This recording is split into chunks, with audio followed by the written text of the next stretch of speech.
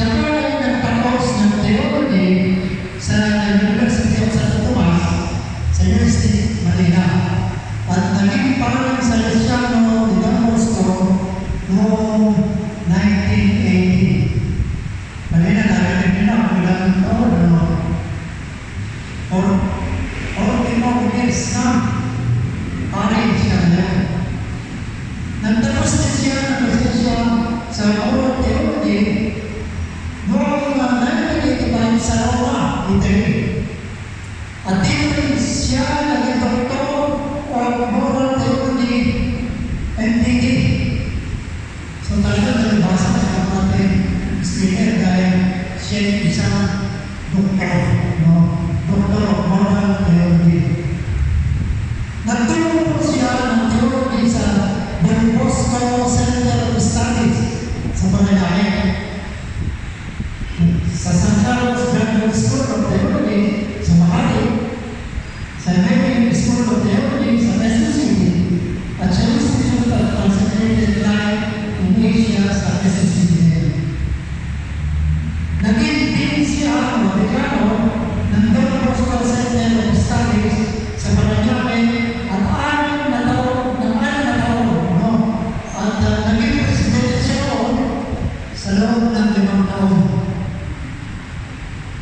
Naging editor-in-chief ng Don Bosco Press Incorporated sa Makati noong 2007 hanggang 2018. At sa kanyang pamumuno, nakapaglabas sila mahigit 200 libro. Dami, ano? Pinapanood din niya ang pagpapagpalathala ng mga aklat ng pananampalataya tulad ng Genesis, the living sacrifice of Jesus mula nursery hanggang grade 12. At nagtagpo, naging alma ng Kristo sa Don Bosco, ito naman ay para sa mga technical education and training sa lahat ng Don Bosco School sa buong Pilipinas. Marami siyang sinulat na aklat tulad ng The Life Story of St. Francis de Sales, Vocation Prayer Modules, Fundamental of Moral Theology, Stage of Moral Theology, Prekena, Preparation to Marriage Life, at marami pang iba. Siya ay pinag-unahin sa Plenary Council of the Philippines o PCA2, narinig nga, no? Provincial Council of Manila o PCA2. Nakasama sa CBCP Commission on the Doctrine of Faith and on Economical Affairs. Tumulong sa Don Bosco Baturao para sa mga retreats and reflection at paghahanda ng gusto magpakasal sa Chapel of the Hill doon sa Don Bosco Baturao. At ngayon, siya ay katuwang ng ating pura paroko, Padre Dani Nanule, at ng dalawang maraming bahay dito. At sila ay lahat ay mga Salesian priest. Ang ating pong speaker ay walang iba kundi si Father Rene D. Lagaya, STD, MTD.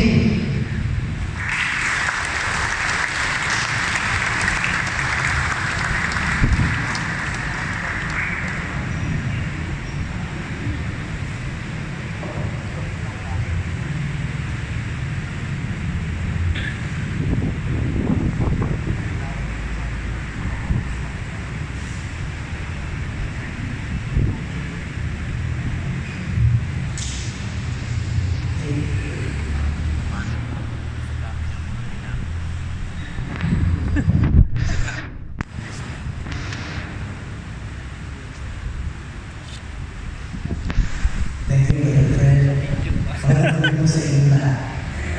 Gandang gabi po, Father.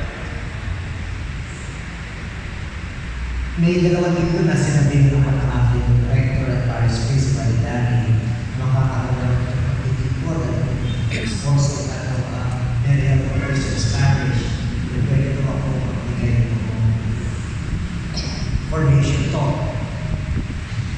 sumagot po pa ng ako. Ako po naman ay madaling kausap. Kasi nung ako yung pare, magpo-44 years na po sa December 8. May dalawang bagay akong pinangako sa Diyos at sa sarili ko na hindi ko hihindihan. Una, pag may gusto kong mag-isa. At pangalawa, kapag may hihindihan na ito, maliban lang kung may conflict. Kasi minsan nagsasabay wala na akong magawa. Hindi naman ako pwede dalawang lugar. At kaya yung nauna na lang, yun po ang pinag-hihindihan. Ngayon, binigyan ako ng laya ng brother friend, talakayin ang anumang paksa ng kaibigan ko. Kaya pumasok sa akin ay yung hinigit Pope Francis sa atin. Noong po nakaraang Marso, yung huling 2 linggo ng Quaresma, pumunta ako sa Apostolic Vicarate ng Taytay, North Palawan, para tulungan si Bishop Roderick Papilio. Nung pa siya humihingi ng tulong at walang nakapupunta, ako yung unang parang sa siya ng nakapunta. At yun naman ay naging desisyon ko kasi po, noong nakaraang April 26, 2023, nandito po ako ng 50 years of holy living ng aking pagiging sa Salesiano. Kaya sabi ko, ito na lang ang gagawin kong celebration. Pupunta ako sa Palawan at gagawin ko ano mang gusto din siya. Kaya mula po noong March 18, bawat araw, ibang parokya, ibang mission station ang pupuntahan ko. Magbibigay ko lang to, na si Bishop pamilip na ng desisyon kung ano yung paksa. Tapos, umaasa sa aking question. Yan po ay umakot hanggang sa linggo ng muling pagkabuhay. Pag naisip natin ang Palawan, madalas na nasa isip ay Enrido, Coron, underground river, Hanggang Bay. O, konti lang po talaga yung mga lugar na yun. Ang karamihan po sa lugar sa Palawan ay talagang mahihira. Dulo na ako sa pagkakatiwag na Webes Santo, Biyernes Santo, Sabado Santo, dulo ng muling pagkabuhay. Kailangan mamangka ako para makarating dahil wala akong daan. At kaya nga, natuwalo naman ako kasi sabi ko, kaya ko pa rin pala kahit ako ay 70 years old na. At kaya, kaya ko pa rin pala kung ganito kainit at kahirap na pagpunta sa kabuhay. Ang sabi ko ni Bishop Papilio sa akin, talakayin mo ang gusto ni Pope Francis. At ano yun? 2024, taon ng panalangin. Dinikira niya po ito nung nakarang Enero, si Pope Francis. Kaya po, ito po ang nais ko talakayin din sa inyo. Sapagkat itong 2024, at higit sa kalahati na, malapit na bang sumilip si Jose Patricia. At kaya nga po, ay palapos na rin po yung taon ng manalangin. Para saan ito? Ito ay unang paghandaan ng 2025, ang tinatawag Jubilee Year o taon ng paglaya. Kaya ang panalangin na magiging paraan natin para paghandaan ang Jubilee Year next year. Ano nga ba talaga ang Jubilee Year? Sabi sa aklat ng Levitico, sa isang araw ng ikapitong buwan, araw ng pagtubos, ihipan ng malakas ang mga trompeta sa buong lupain. Dito po galing yung salitang Jubilee. Kasi ang tawag doon sa trompeta yun na sungay siya ng lalaking lupa ay Yodel. At dahil Yodel ang tawag, dito na po tayo Jubilee. Ihipan ng trompeta upang simulan ang Jubilee. Ipahahayag ninyong manaya ang lahat sa buong lupain. Ito'y taon ng inyong paglaya. Ang alipin ay babalik sa kanyang sariling tahanan at ang lupain na ipagpili ay isasauli sa dating may-ari. Sa taong iyon, bawat isa sa inyo ay babalik sa kanyang alin-alinan. Kaya nga, ano ibig sabihin nito? Ano dapat mangyari sa taong 2025? Una, ang maayos at makatahong ugnayan sa pamayanan. Dapat magsikap tayo tayo na magkasundo-sundo. Yung mga sigalot, yung mga iringan, yung mga awayan, ay dapat panutas. Kailangan magkaroon ng maayos sa mga taong ugnayan. Pangalawa, pagbabalik ng mga aba sa kanilang bayan. Marami, hindi ka pumunta sa ibang lugar dahil sa kahirapan. Marami ang ibang bansa dahil sa kahirapan. Ngayon, sa Jubilee, dapat makabalik sila sa sariling bayan. Pagkawala ng mga alipinan, kayo yung lahat nakakaligid, dapat tayo makalaya. Alipin sa lahat. Alipin sa bisyo, alipin sa anak, kadroga, alipin ng ibang mga tao na papasas at ginagawa. Pag-aayos din ang kaluhaan. Ibig sabihin, magsisikap talaga sa Jubilee year na gumawa ng paraan na yung mga naghihirap ay makaangat ng kaunti. Magtulungan ang yung matukha ay magkaroon ng maayos na pamamayan. Pagpapatawad sa utang. Sa madaling sabi, kung kayo nagkautang sa inyo, masisigil nyo lang bago magsimula ang Jubilee year. Pag nag-Jubilee na, wala na silang utang. At kaya na paspas-paspasan nila kung ano kayo ang ipagkakutang sa inyo. Sapagkat pag-Jubilee year, dapat magpapatawad ng utang. Pamamahingan ng lupa ng mga hayop at ng mga tao. Sinasabi na sana sa Jubilee year, pagkakutang. Hindi naman lagi trabaho versus alipin natin ang paggawa. Pang-ito, pagbabalik ng lahat ng mga napahiwalay. Kung mayroong anak na naglayas, dapat uuwi. Kung may mga anak na nagtanan at hindi pa bumabalik o pagpano sa mga magulang, dapat gawin ito. Mga sumamagin ang bahay, dapat bumalik sa original na bahay. At sa mga pagbabalik ng mga napahiwalay. Pagtutuwid ng mga maling pamamaraan sa lipunan. Sana yung eleksyon next year, maging paraan para makituwid ang mga maling pamamaraan. Kaya mahalaga na nagdagang ihahanap ay yung mga taong maaasahan na magtutuwid ng mga maling pamamaraan sa lipunan. Ngayong 2024, ito ay year of prayer, taon ng panalangin. Kaya nga, ang nais ng Santo Papa, itong taon ito, sa pamamagitan ng panalangin, maging paghahanda ito para sa taon ng pagnaya ng 2025. Ano nga talaga ang panalangin? Marami sa inyo namumuno sa pagdiriwang. Tinutulungan ng panalangin ng mga tao, tunay nga ba ang ating panalangin? Ang panalangin ay bigta. Ang panalangin ay biyaya ng Diyos. Hindi tayo makapagdaan sa tunay kung hindi tayo tutulungan ng Diyos. Kaya nga, ang ating paghahangad ng mga pagdasal ng maayos ay dahil sa awa at habang ng Diyos. Kaya ito ating gagawin sa taon ito, ihigit ng tulong sa Diyos. Di ba sinabi ng mga alagad kay Jesus, tulungan po kami ng manalangin. At kaya tinulungan sila ng Panginoon. Ano ba ang pinakamasamang tukso?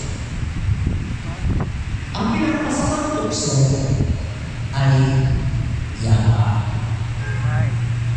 Dito sa Katagalugan, may kasabihan, matago na sa yaman, huwag lang sa yaman.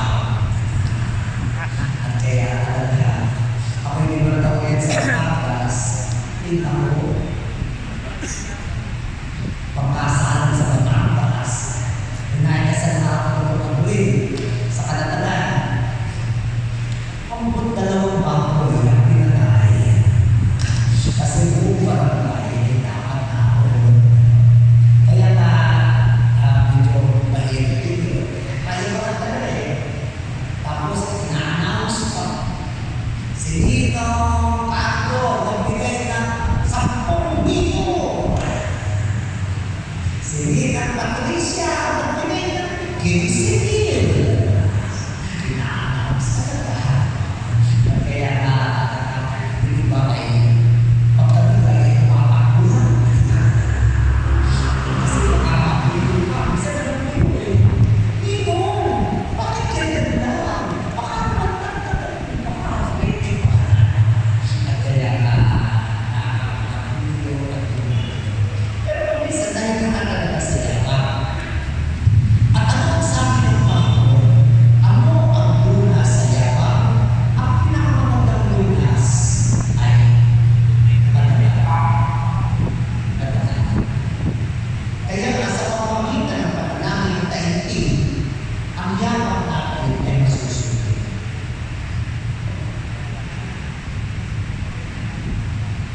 Panalangin. Ang panalangin ay pwedeng pag-ibig. Hinihingi tayo sa Diyos. Hinihingi na tumigil na ng kapatid kung mga misis mo.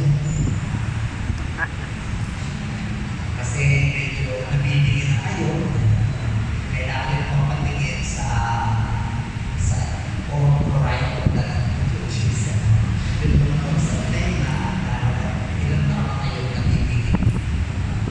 Kaya nakapakingin. Kaya nga, minsan nakakatawa talaga sa misa, makikita mo yung intensyon for the immediate and complete healing. Demanding, kaagad na, kompleto pa. So, retreat namin last June, ang Prince Boyce Bishop of India, sabi niya, magandang gayahin ang mahal na Virgen. Paano humingi ang mahal na Virgen sa kanyang anak sa kanan? Ang sabi niya sa kanyang anak, wala na silang anak. Hindi niya sinabi kay Jesus kung ano ang dapat niyang gawin. Dinala lang niya ang sitwasyon. Ito ang problema. Sapagkat alam ng Diyos kung ano ang dapat niyang gawin. Kaya tayo sa ating paghingi, ganun lang. Lord, may test mo sa word ng anak ko sa weekend na ito. Bahala na po kayo. Kung gusto niyo siya bumasa, hindi sila. Kung hindi pa naman nakapanakot, hindi sila nakapanakot. May sakit po yung magulang ko. Bahala na po kayo. Kung gusto niyo siyang papanigin, kung gusto niyo na siyang pulin, ay bahala na po kayo. Sa madaling sabi, dinadala namin ang sitwasyon at hinahayaan ang Diyos magbigay ng solusyon. Sapagkat iyak natin, alam na alam niya kung ano ang dapat gawin. Kaya lang ang manalangin din ay tinatawag paglagi sa piling ng Diyos. Minsan sa mga simbahan, at ang natin gusto kasahin sa Rosalie, Contrena, walang oras ang nahimik. Kasi minsan kailangan din ng oras na katahimikan yung lumalaki lamang tayo sa piling ng Diyos. Kaya nga ito yung halaga, yung mga ilan sa inyo, kung palagay natin naka-assign kayo sa lingkong darating na mamuno sa pagdiriwang sa inyong mga kapilya, dapat pagkakandaan kayo. Pagkakandaan kayo sa kahibit ng panalangin. Pag hindi kayo nagdasal, bago kayo pumunta, kami makakawag magyari ka. Kailangan tayo may oras ng panalangin, lumagi sa piling ng Diyos. Ang paglagi sa piling ng Diyos,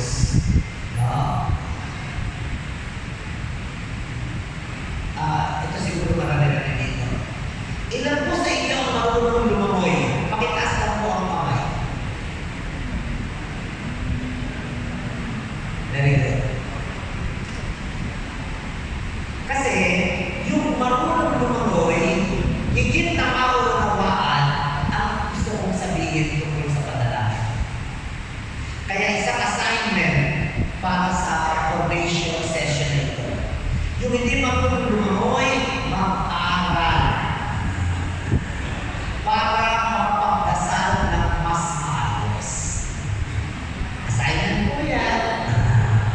Yung hindi marunong lumangoy, mag-aaral lumangoy. Kasi, nakalaga siya.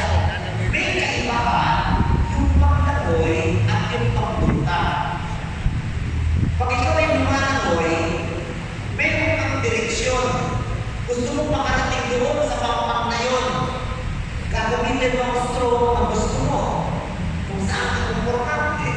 Breaststroke pa, freestyle, butterfly, dragonfly. At para makarating doon, yung paglutang, floating, hindi ka magbibigay ng direksyon sa sarili mo. Kaya lang, gagawa ka rin ng konting effort para lumutang ang individu mo. Ngunit, hahayaan mo ang agos na dalhin ka kung saan hindi. Kaya nga ang panalangin ay pagbubukas ng sarili sa Diyos.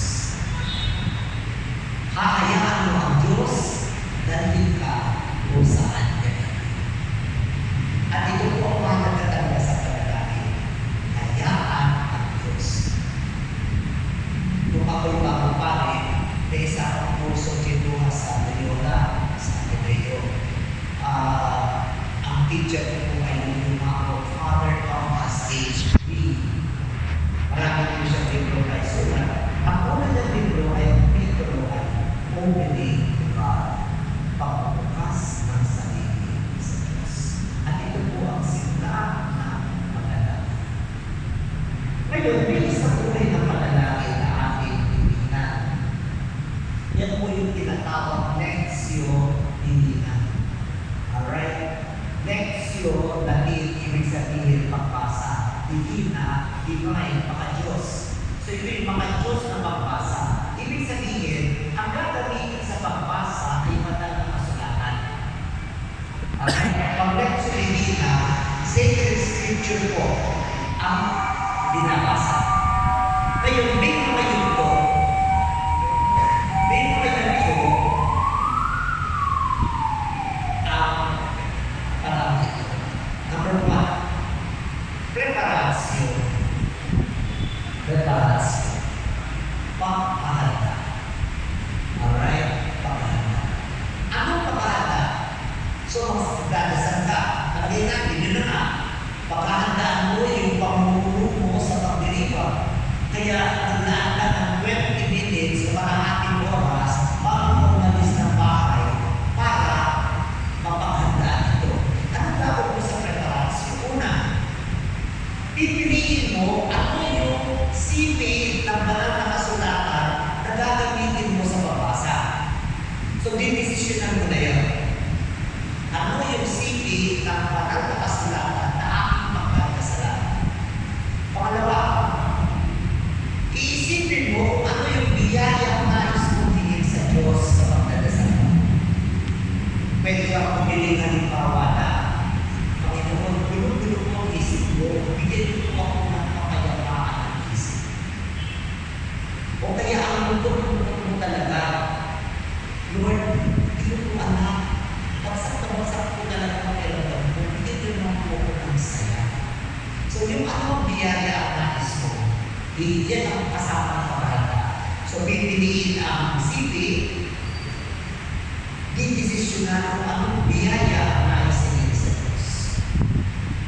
Pangalawa, Lectio sa Latin. Ibig sabihin ng Lectio, pagbasa. So babasahin mo na ngayon yung city na napag-desisyonan mo.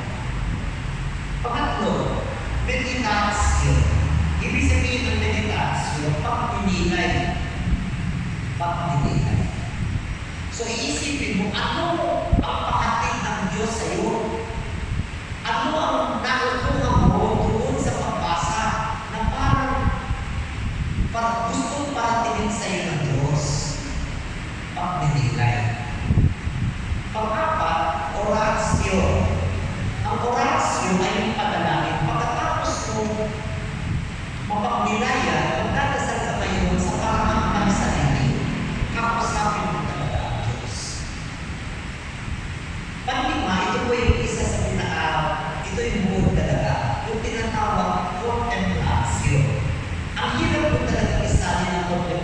Bonifacio, no, sa Tagalog. Ang pinaka-nagustuhan ko yung pangalasan. Lahat po ba kayo may pwede? O viewer? Ayun, sige na. Brad, ilang taon na po kayo kasal? 49 po. 49 years. Wow, good. Going for gold.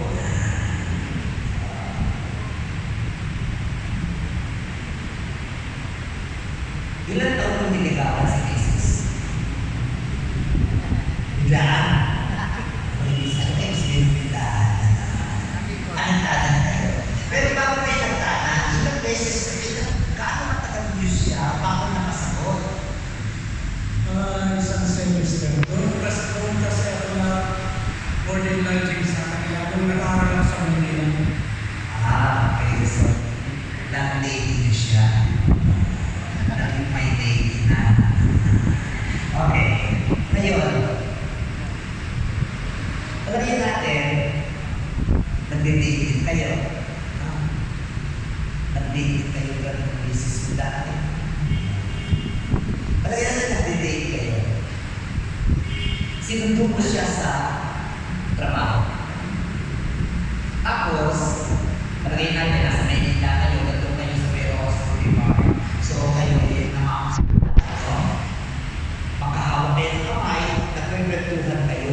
Ano nangyari sa opisina nyo? Sagot ng misis mo, grabe, asang grabe. Sobra yung boss ko.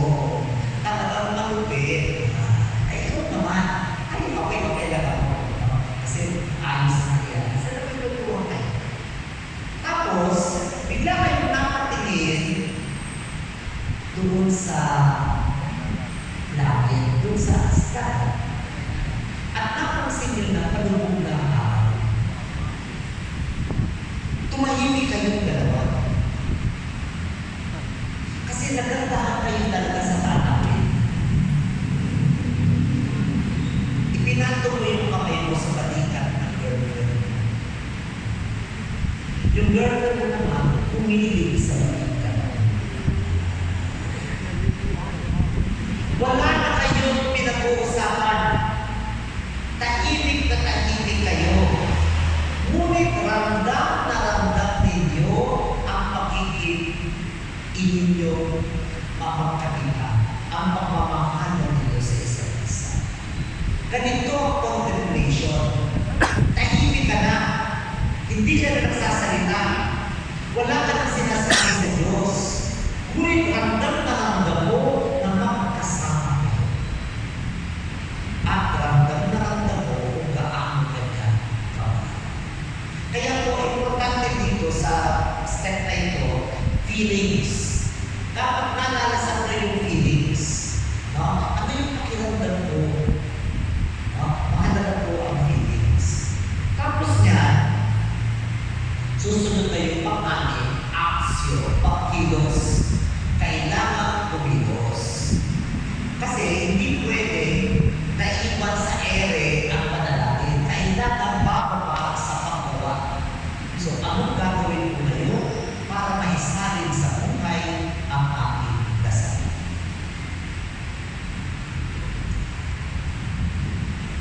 Ang sabi ko ni Pope Francis, bigyan daw ng pansin talaga sa taon ito ang ama natin. Ang ama natin. Kaya, sabihin natin, hinaan na lang. Ama namin, sumasalangit ka sa panig ng amin. Mapasa akin ang kaharian mo.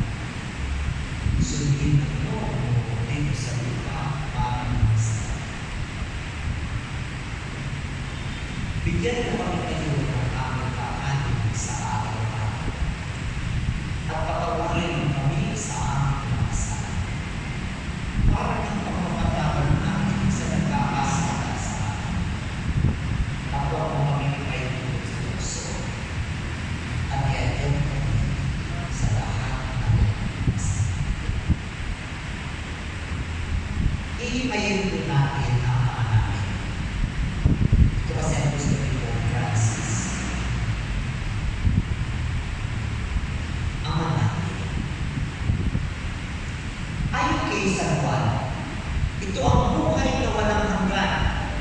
Kilalanin kanila ang iisa at tunay na Diyos at si Jesucristo na iyong sinugo. So, gusto mo magkaroon ng buhay na walang hanggan, kailangan makilala mo ang Diyos. Ngayon, ang pagkilala sa banal na kasulatan ay hindi lamang alam ko ang pangalan niya. Ang pagkilala sa banal na kasulatan ay ibig sabihin ay karanasan. Naranasan ko ang Diyos. Kaya nga, pagkakaroon naman tayo ng buhay na walang hanggan, kapag tayo ay may karanasan sa Diyos, naranasan natin ang Diyos. Naranasan natin makikipagin sa Kanya. Sabi rin ni Satan, naparito ako upang mga tukoy magkaroon ng buhay, isang buhay na ganap at kasiyasiya. Kaya nga, gusto ni Jesus na maging ganap ang buhay ng kanyang pamakawan. Gusto natin na tayo bilang mga anak ng Diyos ay magkaroon ng ganap na buhay. Kasiyasiya, hindi yung parang lagi may sakit, lagi may kulang, lagi may hinahanap, kundi isang buhay na ganap at kasiyasiya. Ito ang nais natin. Sapagkat sabi nga, ang buhay na ganap at kasiyasiya ay ang makilala, maranasan ang isa at tunay na Diyos, ang Ama ni Jesus. Ama ay salita sa wikang Hebreo na pagtawag sa tatay. Ito yung tawag ng anak sa kanyang ama, tay, dad, papa, sa kanilang wika, ama. Kaya nga, ang gusto ni Jesus, maipakilala sa lahat ang kanyang ama. Maranasan ang lahat kung sino talaga ang kanyang ama. Sumasalangit ka. Ano ba ang langit? May panadroga para makarating daw sa langit. Kasi pag high sila, hilig nila, nasa langit sila. Ngayon, ano na ba ang langit? Ang langit ay hindi isang lugar, kundi lagay ng kaganapan, kung saan ang lahat ng pangarap ay natupad na, at ang lahat ng hangarin ay nakapagtan na. Kaya wala ka pa sa langit, kung meron mo pang inaasang-asang ang hangarin sa buhay.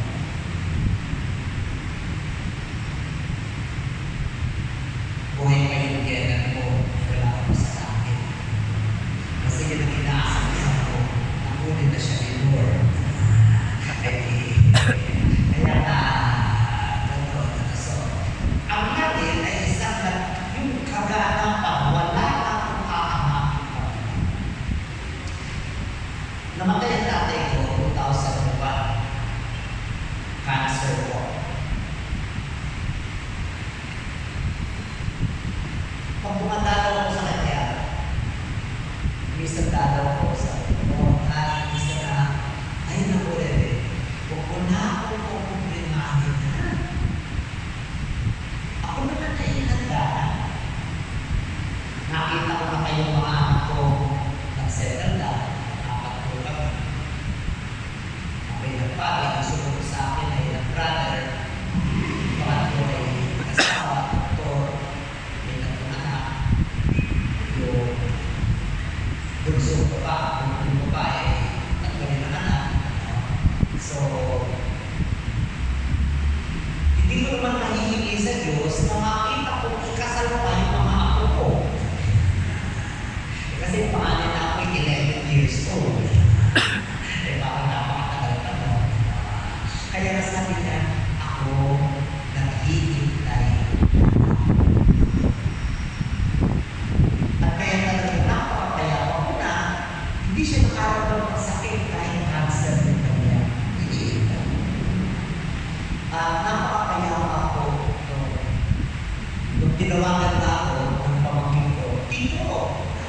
No is dead. Eh ako yung pupunta na sa bahay doon kasi may ginawa ko sa Makati. Hindi ako nakarating sa bahay in 1 minute.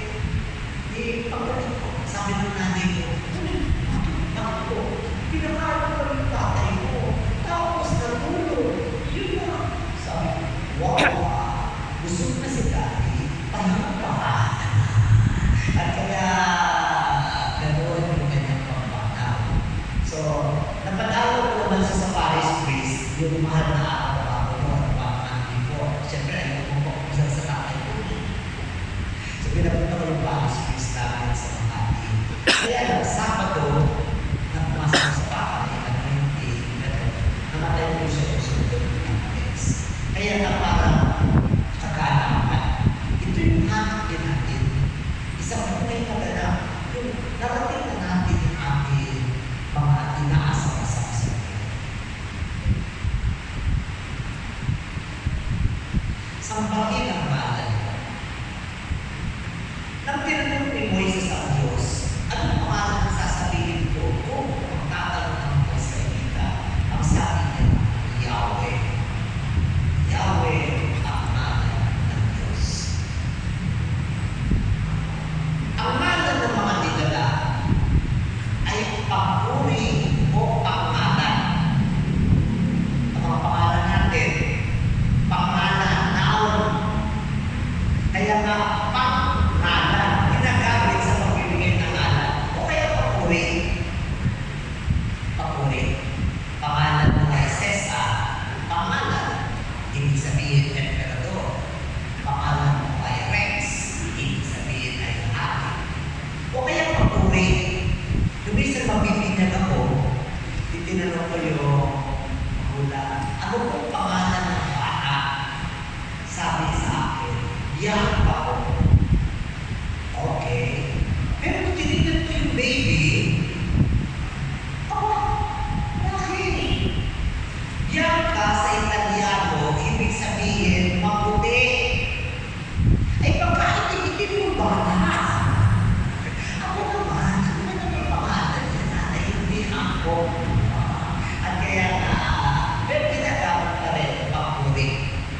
Kaya lang ang Diyos, nang pumili siya ng pangalan, ang kanyang ginamit ay pandiwa.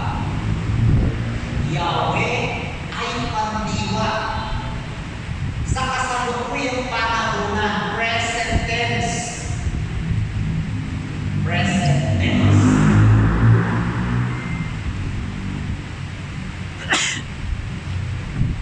Brad, may asawa ako. Ilan po ex mo? Na-ex? First job. Ilan daw ang ex? Ay, Hindi na eh. Bago ko siya pakasalan, nagkaroon ka na ibang girlfriend. Oo naman, siyempre, mahirap naman kung may asawa ng girlfriend. Nung binata, wala na masama ako na, di ba? Ilan ang ex mo? kaya tanongin niya. Isa lang. Kasi nag-isa may magpapakasal, sa Christian ko siya. Magkakasal na ako, kasal mo ko. Sige. 28 years old na siya. Kapatid ko lang ako. Panginang girlfriend mo, itong pakakasalan. Ngumiti siya ang sabi, Father, pang 48 ko. Pero bako naman sa tagalan, ayaw ko. Kahit tinanong ko rin, ilan taon ko na magsimula ka? Father, grade ko na ako noon. Wow, nakakakit. At kaya na, 48. Ibig sabihin, 47 ang ex niya. Ano ibig sabihin ng ex? Pinakano mo dati. Ngayon, hindi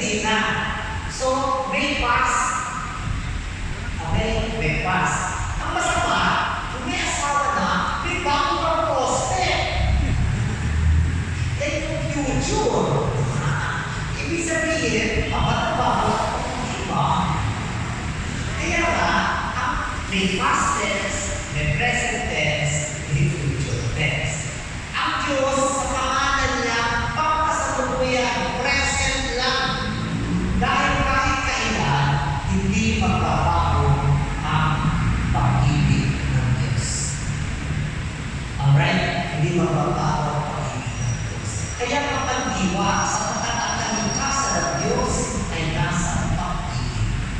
At ang pag-ibig na ito ay hindi magbabago. Kaya nga ang ngalan ng Diyos ay Yahweh. Sabi ni San Juan sa kanyang sulat, ang Diyos ay pag-ibig. Kaya dahil ang pangalan ng Diyos ay laging pagkasalukuyan, ang pag-ibig niya ay walang punas. Hindi mawawala at hindi rin mababago. Kaya makakaasa tayo sa pag-ibig ng Diyos. Kung sumunod si Papa Francisco sa mga kabataan, yung sulat niya na ang pamagat ay Christus Vivit, buhay si Jesus. Ang sabi niya ito, unang katotohanan na dapat ikintar sa isipan ng mga kabataan, mahal ka ng Diyos. Ang problema minsan kasi yung mga kabataan, hindi nagkaroon ng magandang karanasan sa kanilang ama. Sabi nga ni Pope Francis, baka yung ama nyo'y naging nalupit.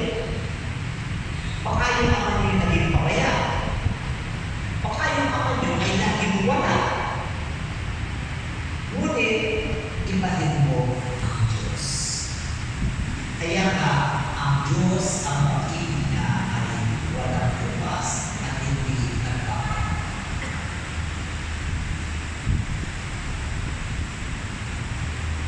Sambahin.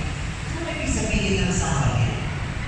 Upang gawin ng Diyos na ang kanyang ngalan ay sambahin sa pamamagitan ng pagkakalat ng kanyang ibig. Kung sinasabi natin, sambahin ang ngalan mo, hinihiling namin sa Diyos, Lord, gawin mo na sambahin ang ngalan mo ng lahat. Maramdaman nila ang pag-ibig mo. At dahil naramdaman nila, sasambahin na nila. Igagalang na nila.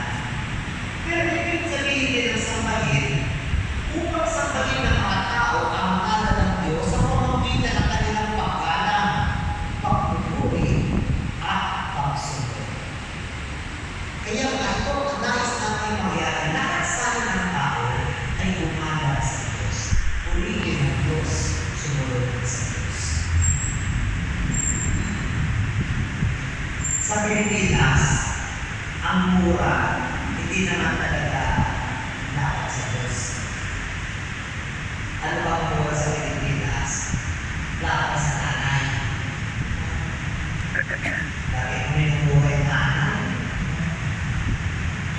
Tumisan namin nanay, galit na galit yung sa anak na pinumura.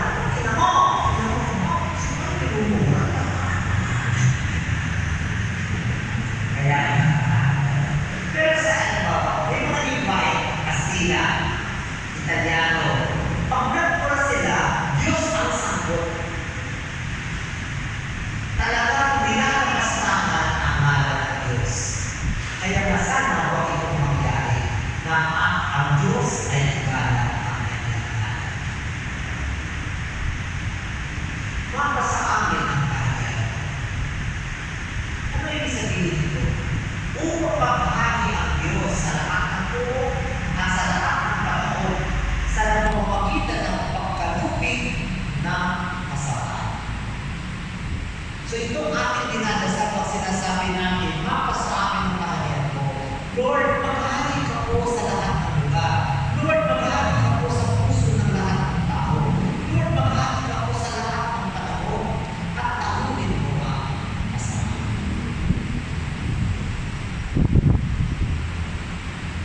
Ang pagkalupig ng kasamaan ay sa pamamagitan ng pagtuturo ng katotohanan.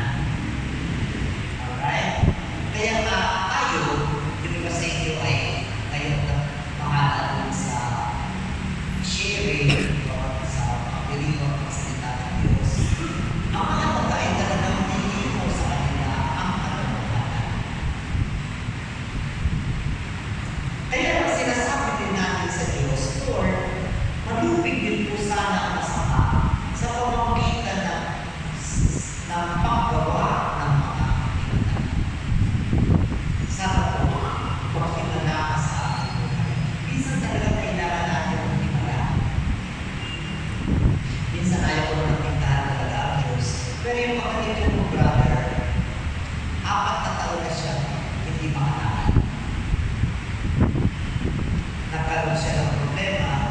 bleed yung kanyang likod, yung spine. At siguro doon agad sa ospital, sa mga tinig, pero hindi pa rin nangyari. So, kaya kung minsan pag nakikita mo siya, ito ko yun, tanggap na niya. Pero, ako sa gusto ko sa Lord, makakita sana ang nangyari.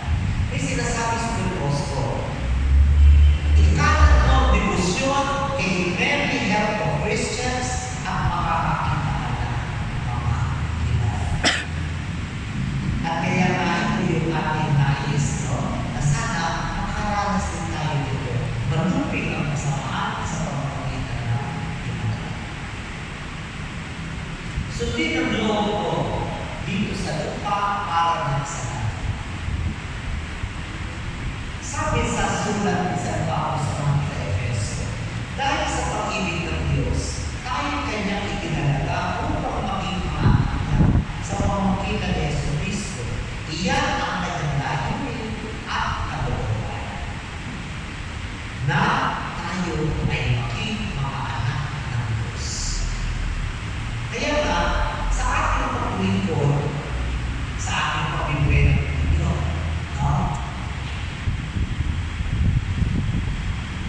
may course ng Pinoy sa Chicago.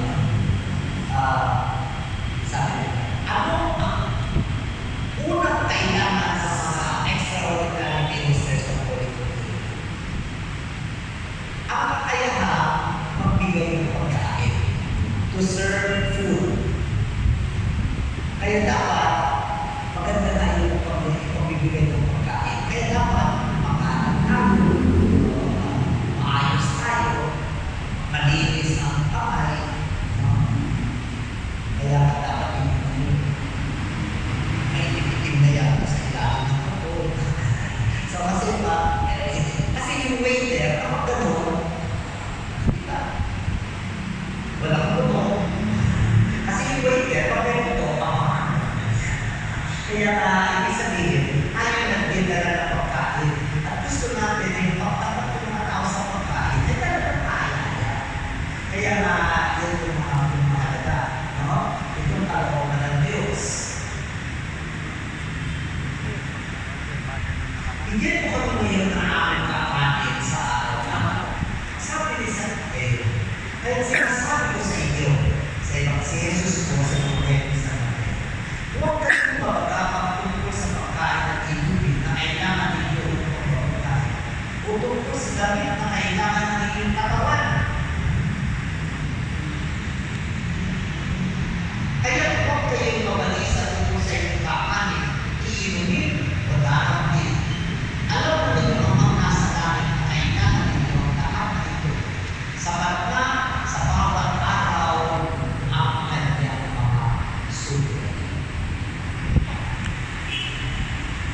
Kamakailan lang, may nag-request po sa akin, 4 na madre ng Assumption Sisters sa Makati. Bigyan ko daw sila ng tinatawag guided reading, yung solo. Mahirap po yun, kasi hindi po ang planong sasabihin mo eh. Kakusapin mo sila, isang oras sa bawat isa, bawat araw. Sa sila, at yung sasabihin mo, depende sa mga usapan. Depende pa rin yung bitaw sa usapan. Kaya na yung sasabihin mo, ito, dasalin mo yung bagong pasok sa ito. Pero hindi mo maiisip yung bago kung ano na lang. Ngayon, isa sa kanila nagsishare. Pagkawa ng hapon, sabi ng tatay niya, wala na tayong makain. Pumunta ka sa palengke. Sabi niya, pahingin ko ng pera, hindi ako ng pagkain. Ang sagot ng tatay niya, wala akong pera. Basta magdasal na lang tayo, pumunta ka na lang. Eh di sabi niya, pumunta siya sa palengke, paano kaya ito? Eh di pagdating niya, kung sa mga karne, patingin siya. Nakita niya, may mga buto na nasa isang tabi.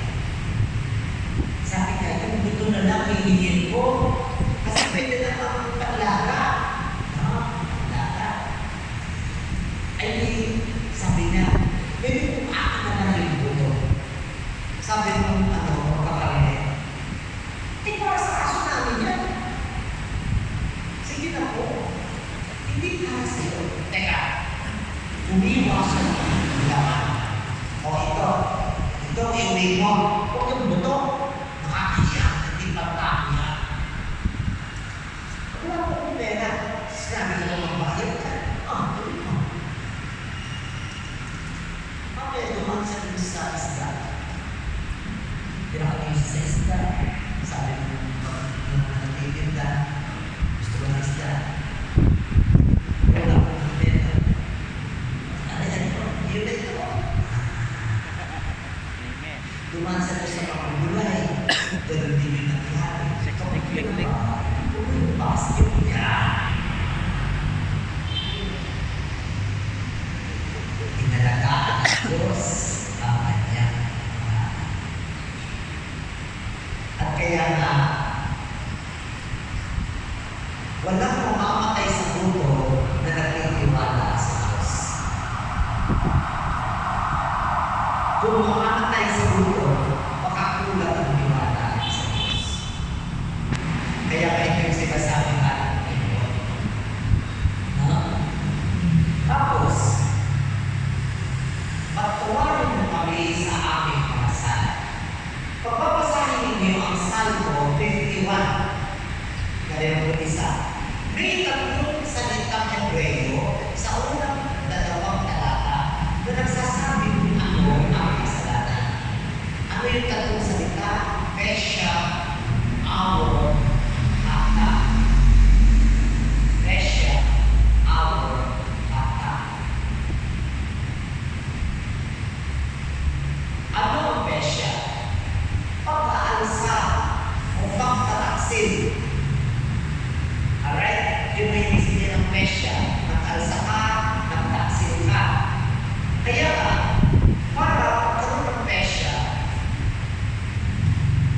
kailangan may kaugnayan ka doon sa tao. May kaugnayan ka. Alam natin, bukas ka ng bahay, may nakita ka naglalakad sa harap, buka ng batok, pinikulong, tinamaan sa ulo. Kapag masama. Pero hindi siya matatawag na pesya. Kasi hindi mo kilala. Hindi kayo magkaano-ano. Palagay natin, kinulang mo sa akin yung lolo mo, ay pesya yun. Lolo mo yun eh. Diba? Nasampal mo yung nanay mo. Wala kang sinay. Pesya yun. Nanay mo yun eh. Nagtaksin ka sa asawa mo. Pesya yun. Kasi nga, magkaugnay kayo.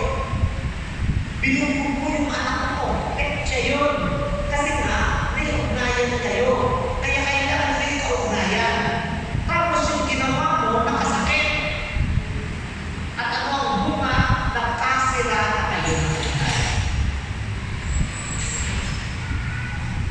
Galit na siya sa'yo. Galit na sa'yo yung tatay mo. Galit na sa'yo yung anak mo. Kaya nga, yung ginawa mo nakasira sa ugnayan, talagang sinira yung relasyon. Yan ang pesya. Awor, pagkasira dahil sa bigat.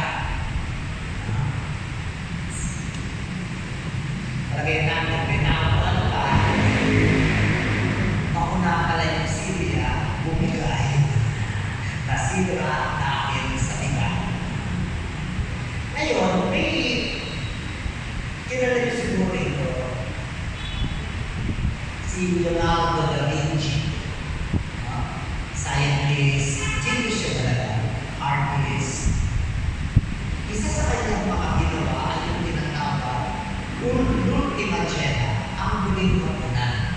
Ang huling hapunan ay painting sa dingding sa isang hapagkainan ng mga Dominikano sa Milan. Alright? Ngayon, si Leonardo, nagdodrawing siya, depende kung inspired. Pag hindi siya inspired, hindi siya magdodrawing. Napakaraming mukha ng huling hapunan.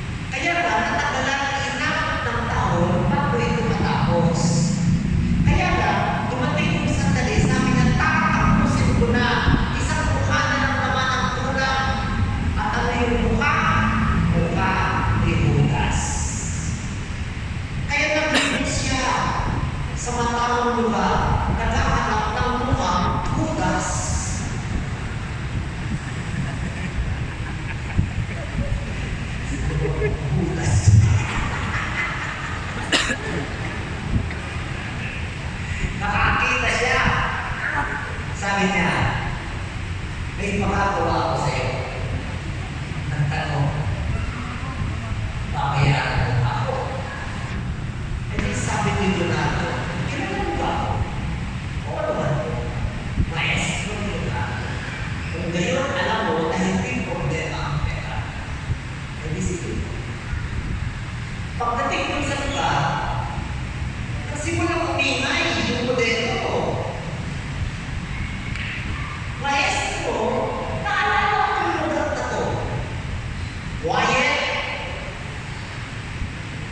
Maestro, totoo po. Oo, nalala na ako dito dati. Quiet. Ito po. Kailan yun? Sino ba? Ako po si Pietro. Pietro Mandilerdi. Kailan kinadera dito? Nung ginuguhin ko si Jesus.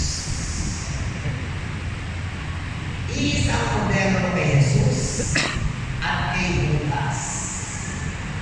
Yun nga lamang dahil sa lumipas ang taon, yung mukhang Jesus dahil sa awon nasira sa kabigatan ng kasalanan. Diyan sa Pampang Diwa sa Taguig, may isang lugar dyan, Nato. Nato. So, isa pumunta kami para mag-umpisa. May siguro na sigaw,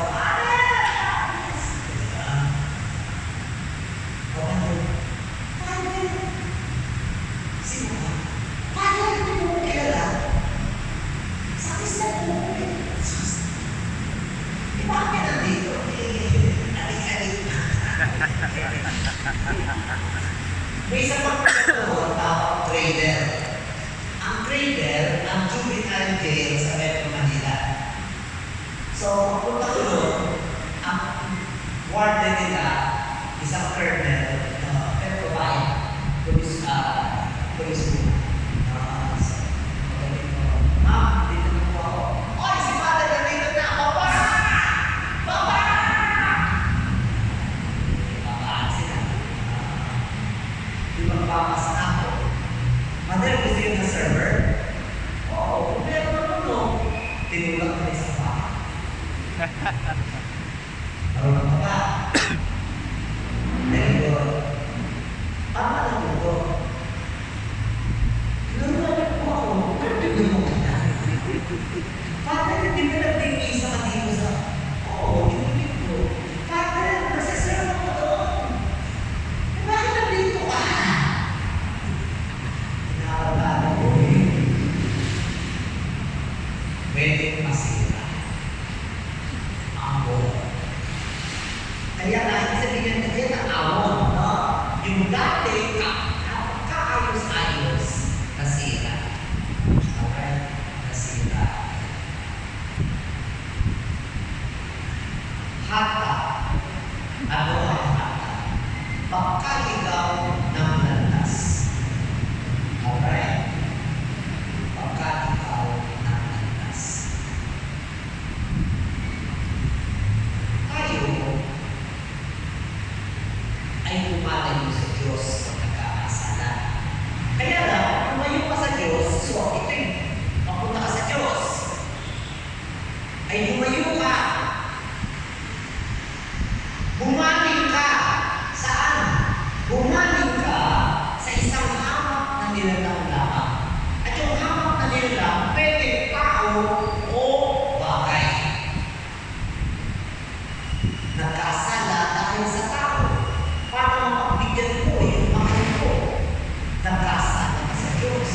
O bagay. Yaman. Ilan ang nailibig ko na napatay dahil ayaw ibigay yung cellphone. Diyan sa Taguig sa Signal Village, may isang architectural student, sinaksak na rin siyang naulin. Kasi gusto ko gawin yung pang-tuition na nasa bag niya. Ikaw lang yung mga 80,000. Pinagsasaksak na. Ang masama, ang daming lumataan, wala nang ahas. So, yaman, sarap. Para sa sarap, handang nagkasala. Kasikatan. Para sumikat, handang magkasala. minsan may mga momento din tayo sa simbahan. Active na active. Habang officer, kung hindi na officer, nawala natin. Kaya minsan may mga ganyan tayong sitwasyon. O kapangyarihan, para matamang kapangyarihan, handa magkasa sa Diyos.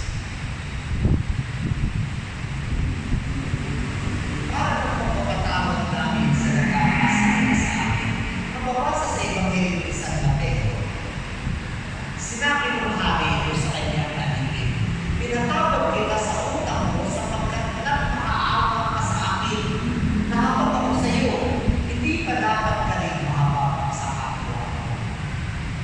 Pinatawag siya ng hari sa nakatangkot na utang sa kanyang napakalaking utang.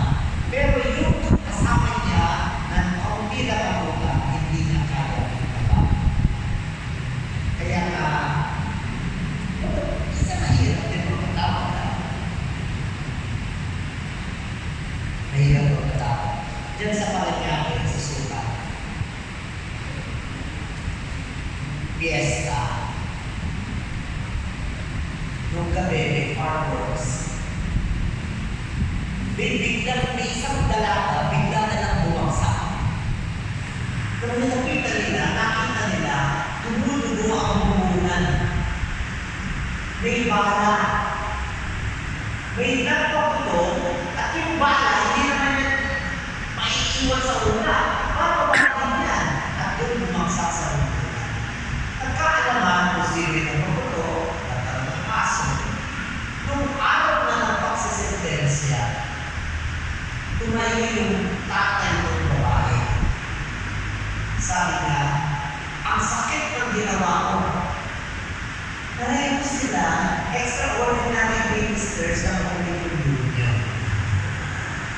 Yung tatay ng babae at yung napapunok ng kainom, trigger happy. Kahit sa isa namin siyang anak na babae, kagagraduate lang niya ng college, at nagsimula ng magtrabaho, malaki ang kanyang mga pangarap, nawala lahat yan dahil sa ginawa ko. Kaya lang, hindi na naman may babalik kahit masintensya na tayo. Hindi na may babalik ang kanyang buhay. Kaya dapat siya na pagkakalimutan. Makatawaran ka na namin. Pero ako, iniuurong ka muna ang pinakita. Sa pamamagitan lamang na pagpapatawad, gagaling ang sugat ng pagkawala ng amin. At kaya ganun na nangyari. Minsan, hindi naman kailangan talaga nakatawag mo na ng tunay. Kasi ang pagpapatawad, proseso, pwedeng abutin ng mahabang panahon. Ang importante, nasimulan mo na yung proseso. At paano mo sinimulan ang proseso kung kaya mo na ipabasal ang taong ganito? Kaya mo na ipabasal siya. Napagdadasal mo siya araw-araw sa Diyos. At magsimula ang proseso ng pagpapatawad. Kaya mo siya talaga mapapatawad, Diyos na naman nakababalik. Ngunit ikaw, nagsimula ka na ng proseso. Ako pumabalik kayo tulog sa puso. Ano ba ang puso sa atin? Pigilan maghari ang Diyos. Pigilan maghari ang Diyos. Yan talagang puso na ayaw natin maghari ang Diyos. Gumanapin ang paraan na hindi siya maghari. Pero di paano? At ang paano ay ayawan ang daan ng Diyos. Di ba? Pinusok si Jesus. Depende sa Ebanghelyo. Kay San Marco, hindi binanggit kung ano yung mga tukso. Sinabi lang pinusok si Jesus.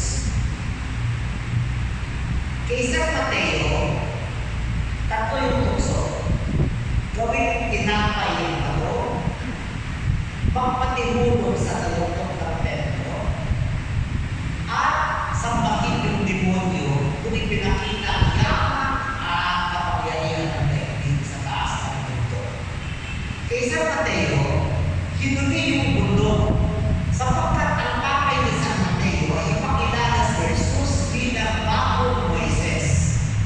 At kay Moises, mahalaga ang bundok. Sa bundok siya tinawag ng Diyos. Sa bundok ibinigay ang mga utos ng Diyos. Sa bundok din siya umahal. Kaya ang mahalaga ang bundok. Kaya kay Mateo, ang huling tukso ni Jesus ay sa bundok. Kay San Lucas, hindi. Unang tukso, gawing tinapay ang bato. Pangalawa, kung sa bundok, ibibigay daw ang lahat ng kapayapaan. Pangatlo, pagpatihulog sa taluntok ng templo. Sapagkat kay San Lucas, napakahalaga ng Jerusalem. Kaya nga ikatlong tukso, doon sa templo ng Jerusalem. Ngayon, anong taluntok ng templo?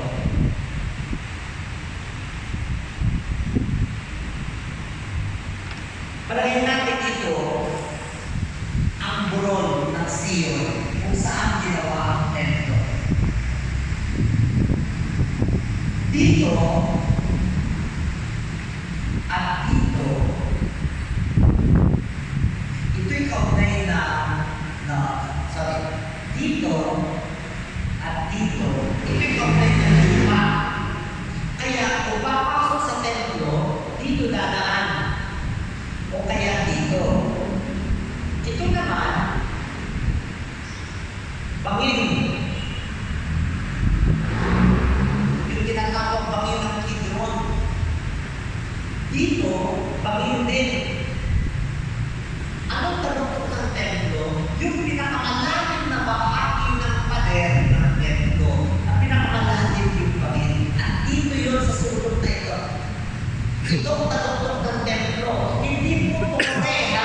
Walang tore ang templo ng Jerusalem. Alright? Walang tore ang templo ng Jerusalem. Ang taluntok ng templo ito, kung saan pinakamalalim yung bangin. Kaya kung pumalong dito, iyak patay. Kaya nga hindi mamamatay si Jesus, ito yung hinala. Ngayon, may isang Russian novelist. Ang pangalan po niya ay Dostoyevsky. At isa sa kanyang sinulat ay yung nobela na tinatawag The Brothers Karamazov. The Brothers Karamazov. Nung nabasa ko ito, dito ko nakita yung pinakamagandang paliwanag tungkol sa mga tukso ni Jesus. Sa nobela. Hindi sa aklat ng teologiya, hindi sa aklat ng exegesis, ng mga eksperto sa Biblia. Paano Pedro? Yung Cardinal Arsobispo na Sevilla, namamasyal sa harap ng kanyang katedral. May palabas na bibig. Habang palabas yung bibig, may mamang umakyat doon sa steps ng mga bayutang na tulong sa katedral. Hinawakan niya yung ataon. Tumigil ang lahat. At tinignan niya yung nasa loob. Isang dalagita na 12 taon pula. At sabi ng mga yun, tanlit ako Hindi. Bumangon ka. At bumangon na yung bokay. At di nagkagulo. Sabi ng Kardinal Arsobispo, erehe! Hulihin yan! Ay hinuli ng mga kawal. Ikinulong doon sa ilalim ng palasyo ng Arsobispo. Noong gabi yun, dinalaw ng Arsobispo yung nakakulong. Pagpasok na sabi niya, ikaw nga! Nung una kitang nakita at hinalala ako ng balika. Alam mo, ang dami mong mali. Ang dami mong mali. Nung sabi ng demonyo na gawin mong tinama yung bato, yung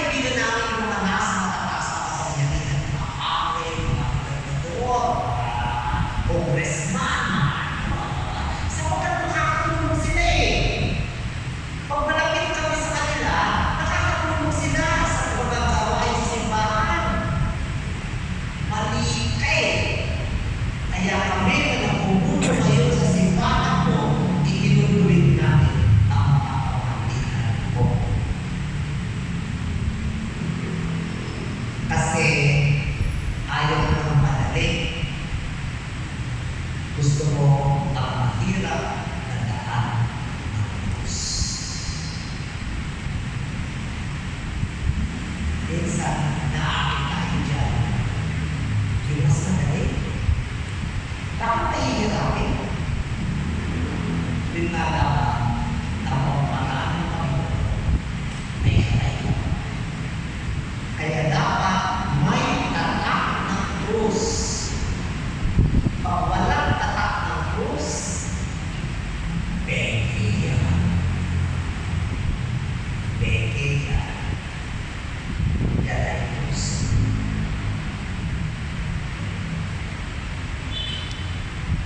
Hati-hatihan mo kami sa lahat ng masama. Ibig sabihin ito, mailigtas sa pangkatawa pa tayo. Dahil sabihin tayo dyan, mag-aalis ng bahay, Lord, sana po, magsasakay sa kotse, Lord, nakakapag-usap-usapin, tapos magdadasal. Sana po maging maayos ang gamit ito. May pag-agenda naman sa kapangkaluluwa. Sana po makakimo sa puso. Sa pisina po, may maluluso. Napagdalusin ang aming lupa. So, parang hindi lang siya secretary. Gusto mo maging secretary.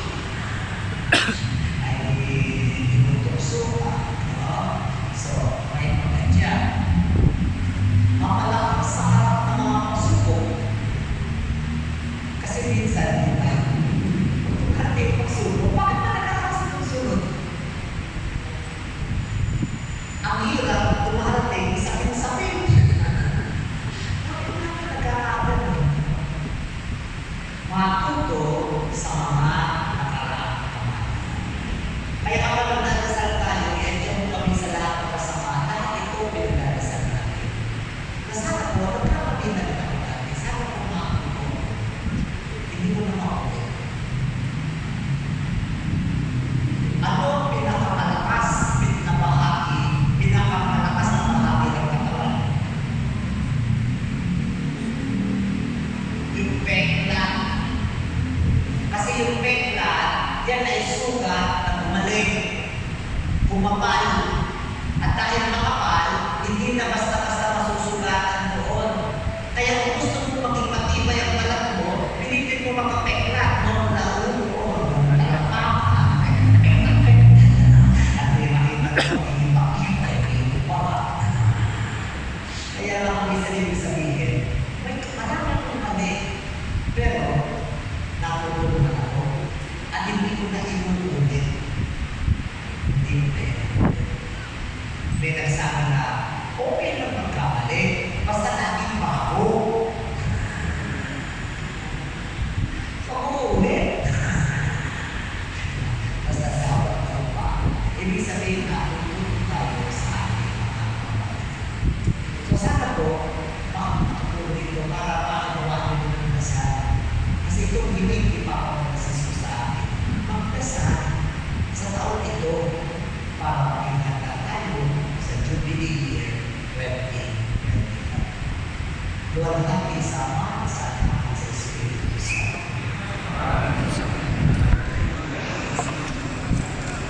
Sumayin niyo ang pagpapalangin kayo lahat ng makapangyarihan ng Diyos, Ama, Anak, at Espiritu Santo. Salamat po sa